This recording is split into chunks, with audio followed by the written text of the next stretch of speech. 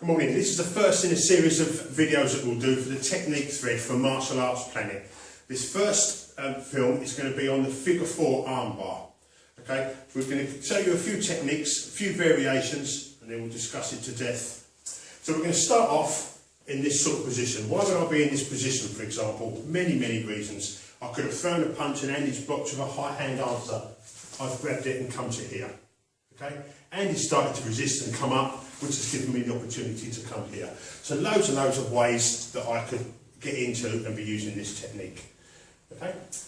So first off, a nice tight grip on the wrist, and I'm going to pull his arm in using my forearm and curl his wrist round towards his head.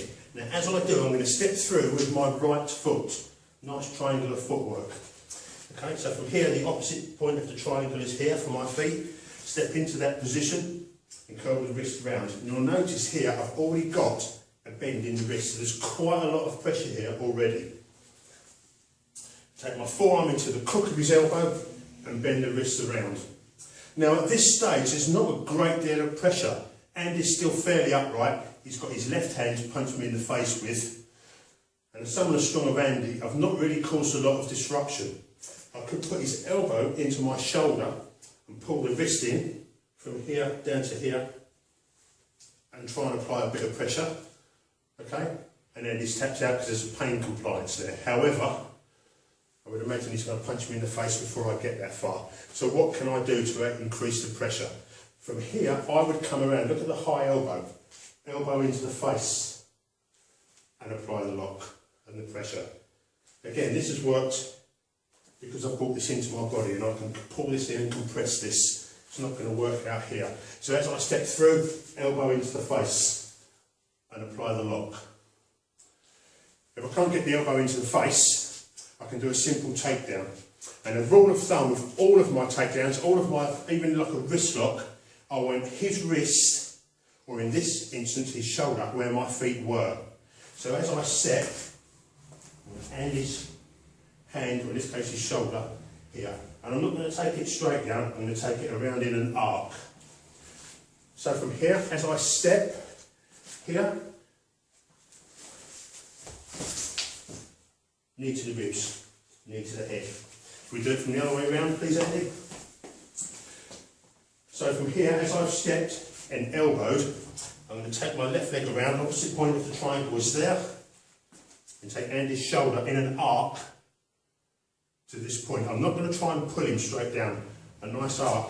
So as this elbow comes round, I'm just going to follow this pattern of the arc from here.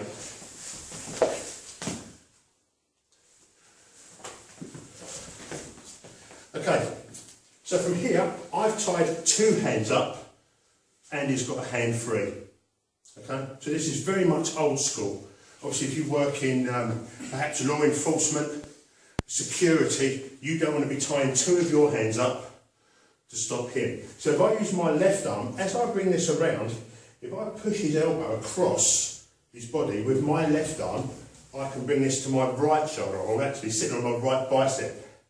This now allows me to use one hand, and you'll notice there a lot more pressure on Andy. So as I've come under, no elbow this time to the head, I've used my left arm to bring Andy's right arm across his body, and I'm going to rest it on my bicep.